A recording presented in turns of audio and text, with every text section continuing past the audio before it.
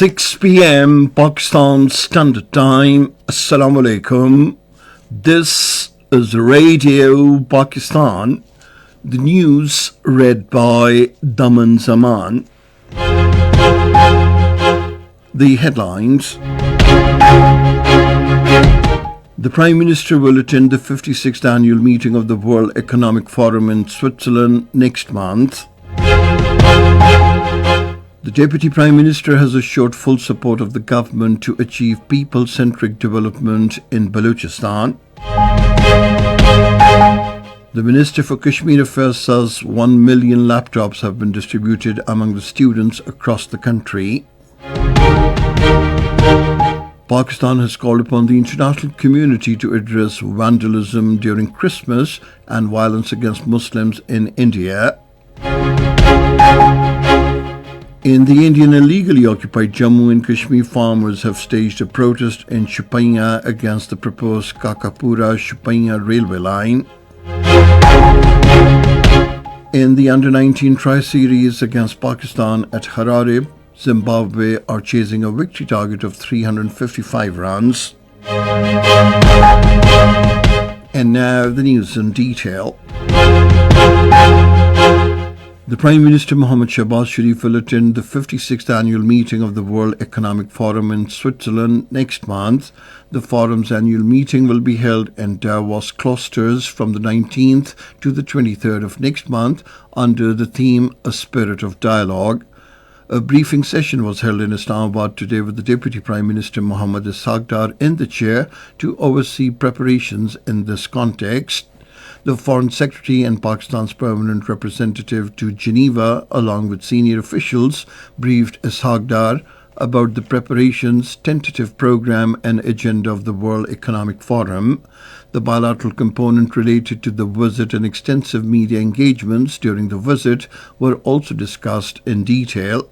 Ishaq Dar also instructed to maximize the engagements with the incoming heads of state governments and senior leadership of economic, business and financial institutions. He stressed that opportunities be explored to foster collaboration with the private sector business entities. The Deputy Prime Minister Ishaq Dar met the former Chairman Senate Sadiq Sanjarani in Islamabad today. Sadiq Sanjarani briefed the Deputy Prime Minister about the ongoing development initiatives in Balochistan and appreciated the government's commitment in this regard.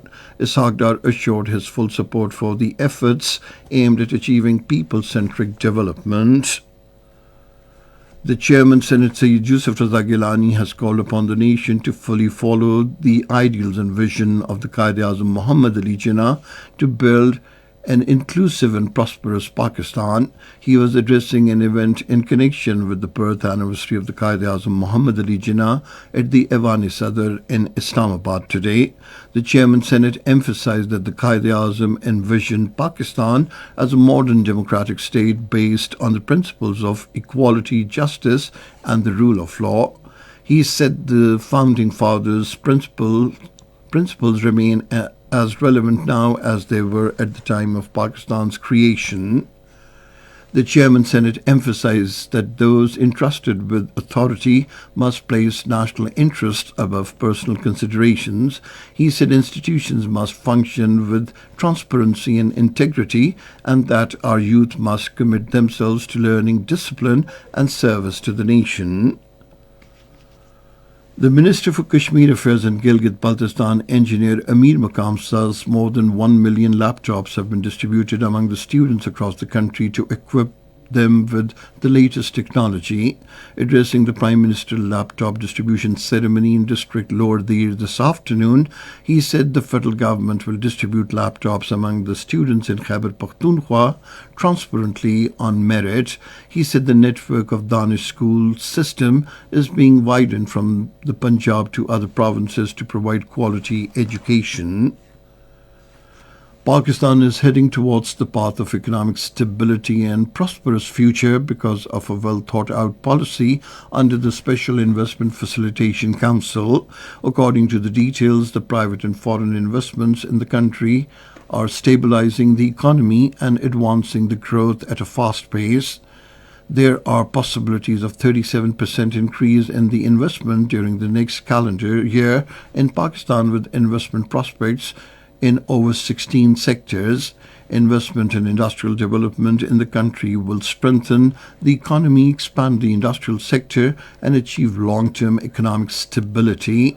It will also create thousands of direct and indirect employment opportunities in Pakistan. This is Radio Pakistan giving you the news. Pakistan has urged the international community to take notice of the vandalism during Christmas and violence against Muslims in India and take appropriate steps to help protect the fundamental rights of vulnerable communities. This was stated by the spokesperson of the Ministry of Foreign Affairs, Tahir Andarabi, while replying to media questions seeking Pakistan's response to the vandalism during Christmas and violence against Muslims in India. The spokesperson said the persecution of minorities in India is a matter of deep concern. Tahir Andarabi said recent condemnable incidents of vandalism have deepened fear and alienation among the Muslims.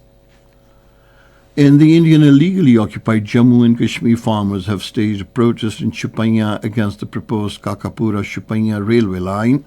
The protesting farmers warned that the project will destroy fertile agricultural land and centuries-old apple orchards, threatening the livelihoods of thousands of families. Elderly men and women gathered in orchards to resist fresh demarcation by railway authorities. Viral videos show tearful farmers standing beside newly installed iron poles, fearful that the alignment will swallow their only source of sustenance. The proposed railway track is set to pass through over 30 villages known for apple cultivation. In Jammu, employees of the health department protested the authorities' failure to address long-pending demands. Meanwhile, the Indian forces arrested 2 youth in Jammu district during a crackdown operation, while the Indian Army's 27 Assam Rifles conducted a cordon and search operation in North Kashmir. Observers say such operations are routine and aimed at intimidating the local population. The Jammu and Kashmir Democratic Freedom Party condemned the adjournment of its chairman Shabbir Ahmad Shah's bail plea by the Delhi High Court, calling it a deliberate attempt to prolong detention and punish political leaders. The Democratic Freedom Party said courts are facilitating the Indian state narratives rather than dispensing impartial justice. The People's Democratic Party President Mehbooba Mufti, talking to the media in Srinagar, condemned the lynching of a Muslim labourer in Odisha and the death of a tribal student in Uttarakhand. In the Indonesian city of Manado, at least 16 people have been killed and 3 left injured after a fire tore through a nursing home for elderly residents. According to local officials, many victims were found inside their rooms, as they were likely elderly residents who were resting for the evening when the fire broke out. And now cricket. In the Under-19 Tri-Series against Pakistan in Harare, Zimbabwe are chasing a victory target of 335 runs. Batting first, Pakistan scored 354 runs for the loss of 7 wickets in the stipulated 50 overs. The match has now been delayed due to rain.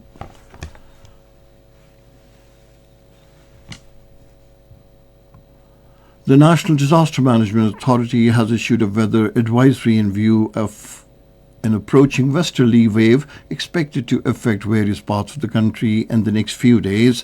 According to forecasts, a westerly wave is likely to enter the western parts of the country from tonight and is expected to intensify tomorrow. The system is projected to grip most upper and central parts of the country on Wednesday and persist in the upper regions till the morning of Friday.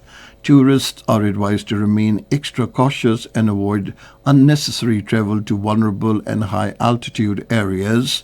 Meanwhile, fog conditions are expected to subside in central and southern Punjab as well as upper Sindh during the wet spell. And finally, the weather report. Cold weather is expected in most parts of the country, while partly cloudy to cloudy is likely in upper and southern parts during the next 12 hours. However, cloudy weather with rain, wind, thunderstorm and snowfall over the hills is likely in Balochistan.